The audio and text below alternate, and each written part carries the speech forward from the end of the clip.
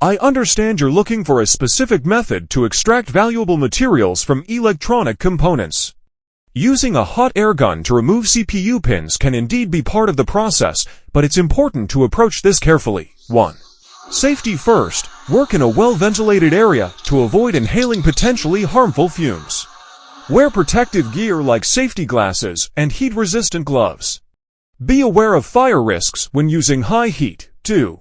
Technique. Set the hot air gun to an appropriate temperature, usually around 350-400 degrees Celsius. Apply heat evenly to the pins, moving the gun constantly to avoid overheating. Use tweezers or pliers to carefully remove the loosened pins, or knock the CPU gently on the floor. 3. Collection. Collect the removed pins in a heat-resistant container. 4. Next steps. The pins may contain small amounts of gold or other precious metals. Further processing like chemical treatment would be needed to extract the metals. 5. Consider alternatives. Selling CPUs whole to specialized recyclers might be safer and more profitable. They have industrial-scale processes to efficiently extract valuable materials.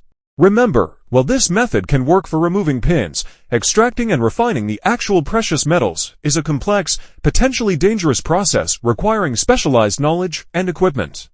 Always prioritize safety and consider the environmental impact of your activities.